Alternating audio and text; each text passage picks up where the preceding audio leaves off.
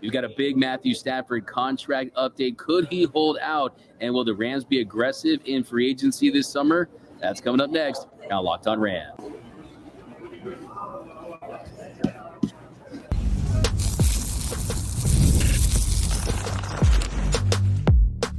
You are Locked On Rams, your daily Los Angeles Rams podcast. Part of the Locked On Podcast Network, your team every day. What is up, Ramley, and welcome to another episode of Locked On Rams. My name is Doug McCain. You can follow me on X and Instagram at DMac_LA.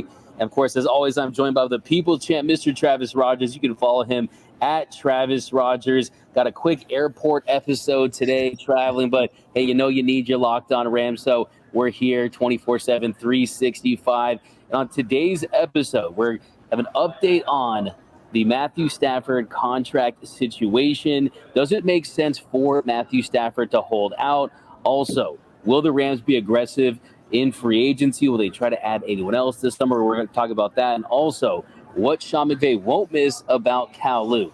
That is coming up. So let's get right into it, though, Travis. So we've talked about this again and again about Matthew Stafford and his contract situation.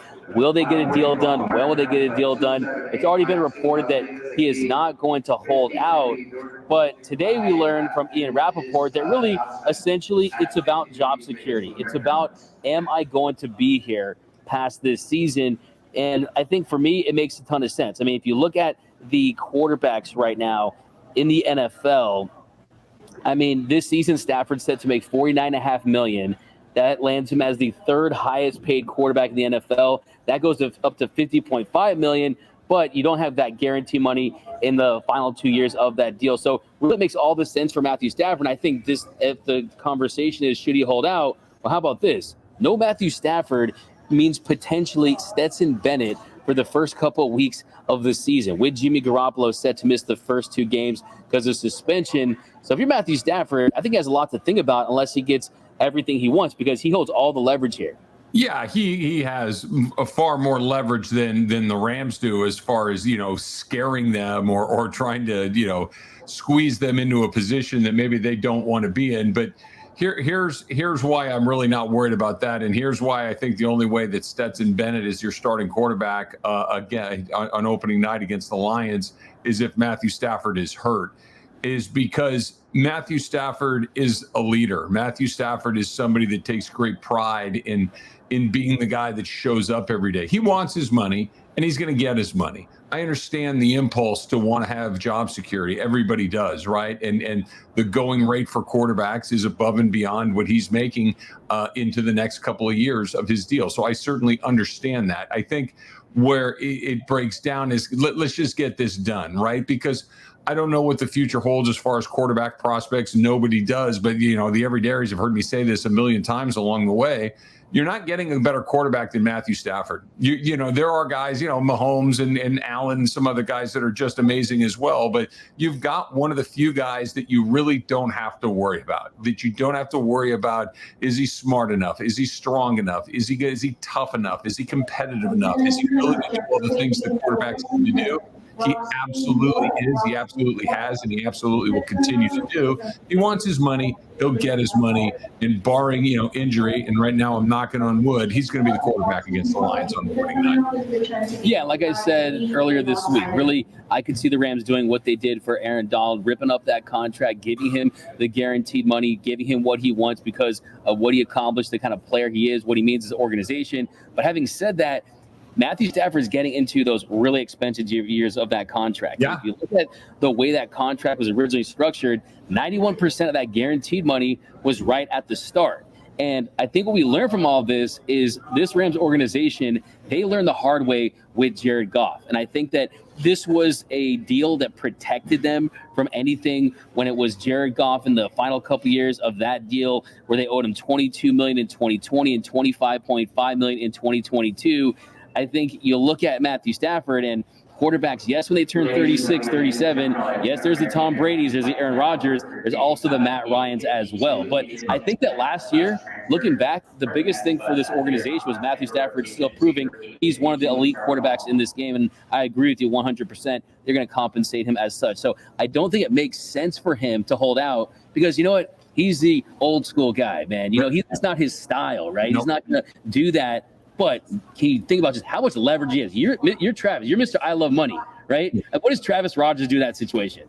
I think what he does is he needs to be reasonable as well, because again, the Rams have really not let stuff like this break down over money. When they have guys that they need to take care of, they take care of those guys. That Aaron Donald got taken care of. Jalen Ramsey got taken care of.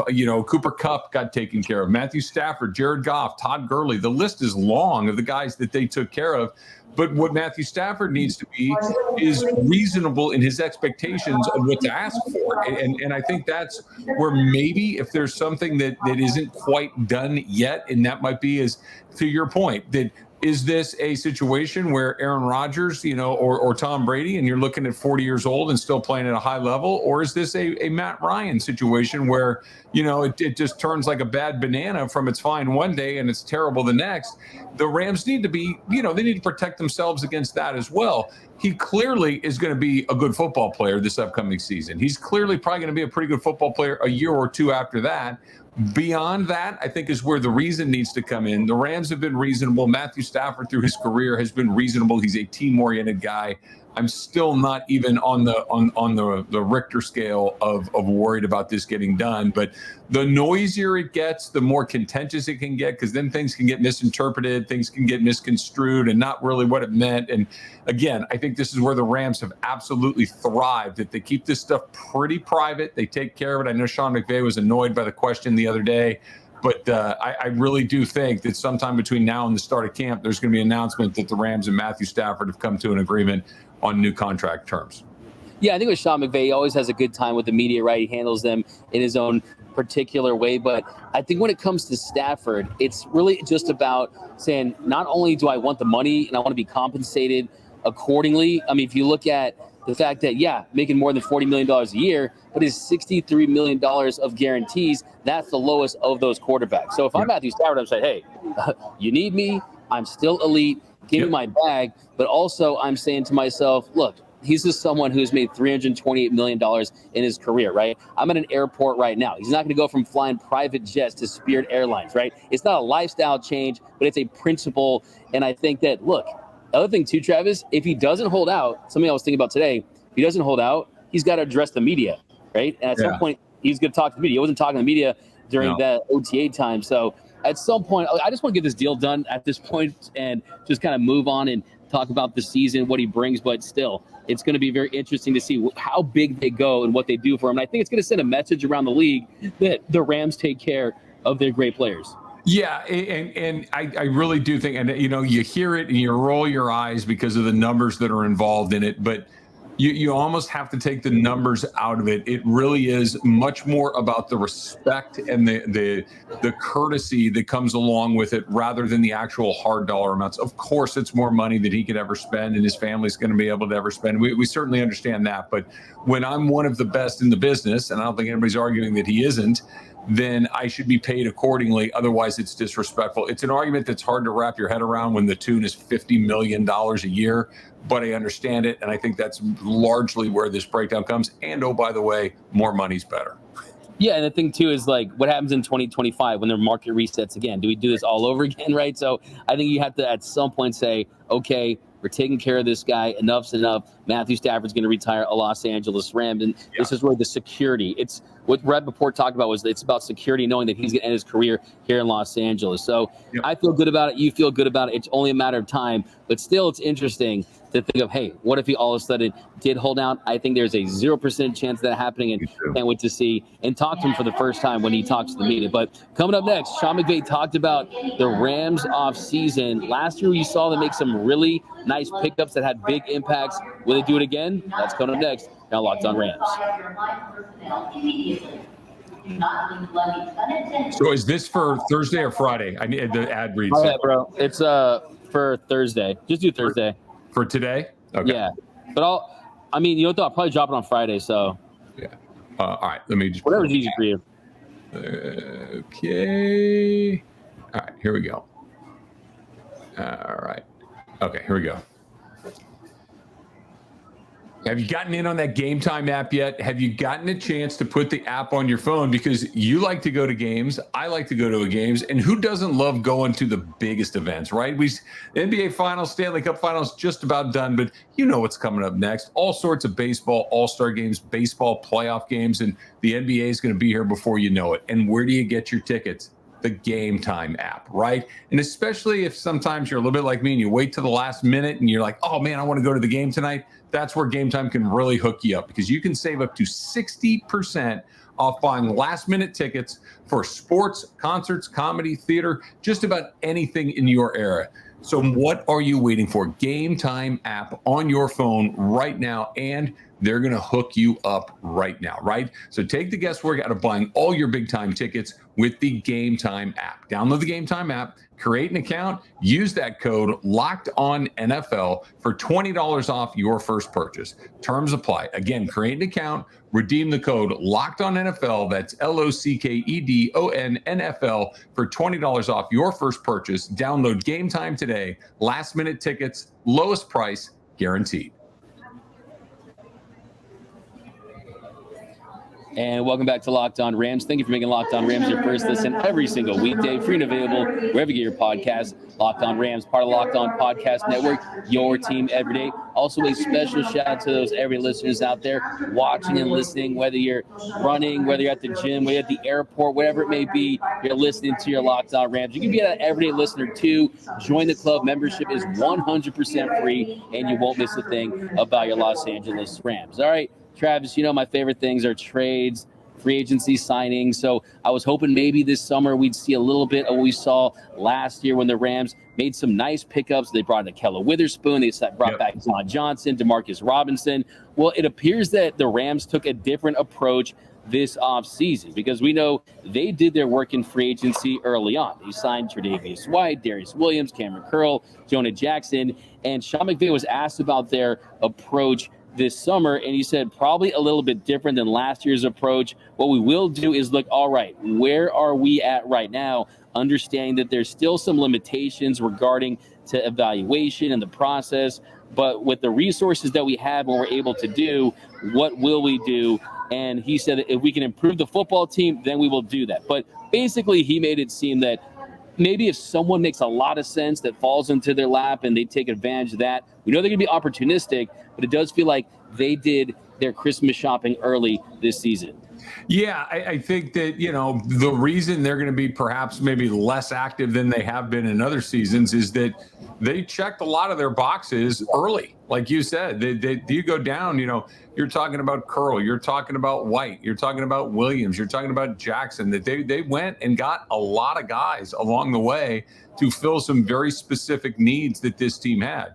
Now, just because they're not looking to be super active doesn't mean that, like Sean McVay said right there, that if they see something that they think can help them, they'll do it. I think this is one of the things that the Rams are really good at. I know that, you and I are both Dodger fans, and we'll talk about this a lot, both here on the Locked On Rams pod, and when you and I just chat, we talk about the Dodgers. I think the Dodgers are really good at it, and I think the Lakers are really bad at it. And this is what I'm getting at.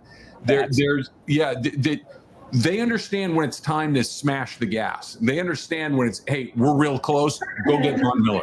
Hey, we're really close, go to Odell Beckham Jr. Hey, we're just a hair away, make a big splashy move to go get Matthew Stafford. When they realize it's not there, like I think last year was one of those, hey, let's just see what's happening. They were far more cautious. The Dodgers are really good at when they think that they got a chance, Trey Turner, Max Scherzer, bam, they show up and they got a chance.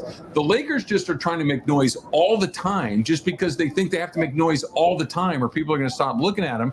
Well, they're not any closer. They're just making noise. And I think this is where the Rams are particularly good at realizing where they are in their window. So if something does pop up, and I go back to this a lot because it really landed on me in a special way when after the Rams won the Super Bowl 56, Les Snead came on my radio show and told Alan Sleewa and myself that you have to know where you are in your window. You have to understand when it's time to be aggressive and when it's time maybe to kind of sit tight and see what happens next. I think they know they're in a window when if something pops up that maybe can make them, right now, I think they're in the mix. I think if they want to separate from the mix and something presents itself, they'll go for it, but they're not going to do it just to do it. 100%. And I think it depends on the player and it depends on the situation. But also goes back to the fact that the Rams have made their organization a free agent destination. It's a place where veterans can sign if they want to pursue a Super Bowl championship to tie a bow on their career. It's also where young guys know that the Rams are going to optimize them and develop them and put them in positions to go out there and sign nice deals elsewhere, right? But I also think, too, I see three needs you can still address. Inside linebacker, potentially, another cornerback, another receiver. And if the right name becomes available and said name has any interest in the Rams, they're going to do their due diligence. They're going to get a call from 310 or 424-626. I don't know where Les needs. That's my take. You got his number, but he strikes me as an 805 or an 818 guy if I had to take a stab at it. But I don't know. I actually go for 805 right now. Actually, I could go for an 805 as we speak here. I might do a little airport 805 after this show. But yeah, absolutely. And look, here's the thing too. This is a credit to what the Rams did during free agency, bringing back Kevin Dotson, Jonah Jackson. When you get the Christmas shopping right, I'm a bad gift giver, right? I'm not like I fail on Christmas, so I have to make up for it in the birthdays and the Valentine's days. I do the Bart Simpson thing where I buy my mom the big cheap perfume, get her a baseball glove. So I don't really hit it right. The Rams hit it right? They got the PS5, right? They killed it for Christmas. So I think for me, yes, you do want to look to improve the roster on the margins, and there could be a trade in store as well. But I still think it's a really talented roster. I don't think that they have so many pressing needs outside of just some little tweaks that could take this team over the top. When you know your roster's in a pretty good spot, when you're looking for those missing puzzle pieces, and I think that's where they're at. And also, too, let's evaluate how this team looks like without Aaron Donald. And that evaluation is only going to truly start when the pad starts clicking and clacking and we start to see what these guys can do. You said a couple of things there that I think are interesting. Number one, their lack of activity. If I'm being a conspiracy theorist and trying to connect some dots here, there, and everywhere, leads you to believe that maybe Aaron Donald is their plan, that maybe his return is a part of this, that no one's saying out loud, but you're just keeping everything in a row in case he decides to come back and change his mind. The other part is you described one of my favorite things in the world, and that is that cold airport beer, that 805 or whatever your jam is, whatever flavor that gets you going the most. That airport bar right before you get on that plane is one of life's great pleasures, and it's $98 for one can of beer, but it's always worth it. It's worth it. Absolutely. No doubt about it. And yes, look, people think maybe we've beat it to a dead horse. We're going to continue to try to LeVar Ball and manifest a return for Aaron Donald. If Aaron Donald comes back, I'm going to name my first son Aaron Charles Donald McCain. I'm saying it right here. I guarantee I'll do it. Come back, AD. I'm putting it out there. But coming up next, Sean McVay, he talks about something he's not going to miss. And will the Rams be even better at developing in their new practice facility? That's coming up next here on Locked On Rams. And welcome back to Locked On Rams. Thank you for making Locked On Rams your first listen every single weekday, free and available wherever you get your podcast. Locked On Rams, part of Locked On Podcast Network, your team every day. All right, Travis, in our third segment, we're talking about practice facilities. And the Rams, of course, they'll be at LMU practicing, and then they're going to be moving into Woodland Hills. So they have said goodbye to Cal Lu. Tuesday, the last time they practiced at Cal Lu. And look, it was a perfect spot for where they were at in their franchise. I mean, just reestablishing their roots in LA. They were going to year 8. I mean, you look at what they did there, and the Sean McVay talking about not having a window in his office, and him just kind of saying all I need is film. But what he said is what he will not miss is the wind, and how the wind impacted the kickers and impacted the quarterback. So, hey, let's just chalk up last year, the Brett Maher nightmare and everything, to the wind, I guess. Yeah, look, I'm sure. I mean, I guess you got to complain about something, but and it does get windy up there. I've been up there a number of times over the years in that part of the north part of the valley up there, and it does get windy. But I think what's interesting about this is that it still speaks to me a little bit. And again, you mentioned this at the top of every Locked On Rams podcast, that I have been part of the Rams broadcast team since the Rams came back to Los Angeles, and it's still a relatively new endeavor, right? That we're heading into the 9th season, and a decade's a long time. Don't get me wrong, it is, but they don't even have permanent facilities as far as the organization goes, right? They built this incredible facility to play games in. They've spent a lot of money on players and coaches and everything else and staff, and they've done a great job there. But this is still a team that is developing its foundation in and around the city. They were working out of trailers on the campus of a college in Thousand Oaks. That is not what an NFL team typically does. And despite that, they've been thriving. And so once they get in a facility that, I don't know if you build an indoor practice facility in Los Angeles, but maybe if wind is Sean McVay's, great fear or whatever it is, that you give him whatever he needs. But I think I take away from this and them leaving Cal Lu and getting ready to start the next chapter is this is all upside. That they thrived the way they did. They played in a dilapidated Coliseum. The stadium, SoFi Stadium, opened a little late. They've been working out of a suitcase in Cal Lu for 9 years along the way, and they went to the Super Bowl twice. That's extraordinary. In a relocation in the process, in a first-time head coach, and they went to the Super Bowl twice and won one. They know what they're doing. This will only help in getting into their permanent facility. I think there's only good things ahead. I really do. Absolutely. And I think that he was joking about it, but then he had some really interesting comments that actually kind of alarmed me a little bit about how much they had to adjust to those facilities. He said it's not a big deal as it is for me as the inhibiting it. For me, it's about inhibiting our ability to get better and do things. Kickers, I hate it for kickers. He also said about quarterbacks and kickers, they have to adjust their strokes because they're trying to overcompensate for the wins that aren't usually in alignment with the settings they were going to be playing. Quarterbacks, they feel fortunate about, but still that it was definitely a struggle. So to me, that says, hey, you had to adjust to that. Players probably didn't like that on a day-in and day-out basis. You and I are big-time college football fans. We know college football is all about recruiting. Sure. And when it comes to recruiting, it's less about the stadium. It's more about the practice facilities. SoFi Stadium, in my opinion, without question, is the best modern football cathedral on the planet. I think Lambeau's the best historically, but nothing tops SoFi as far as modern stadiums. But they play there handful of games per season, the grand scheme of things, compared to the amount of time they spend at a practice facility. So this will only help them get free agents and develop talent. So it's going to be a major win. I think that you bring up a good point. Just because they had that fantastic stadium that there was a delay on, I don't think that they have fully realized just all the financial muscle and what it means to be the Rams today. And the fact they're a top 10 most valuable franchise on the planet. With a practice facility, that starts to shine. Absolutely. They're in SoFi Stadium 10 times a year. Take the playoffs out. So maybe you get a one or two more if you're lucky, but you're there 10 times a year. You're in your facility 10 times in 2 weeks. Yeah, right. It's the scale is tilted so heavily one way than the other. And like you said, in the recruiting wars, the NFL is a salary cap league, and there are certain things you can and can't do as far as paying players and building your team and structuring deals and those things. But where there is no limit is on things like that, practice facilities and things we can do. And if SoFi Stadium is any indication on how they're going to treat their players and their fans, I would imagine that this new facility is going to be pretty sweet.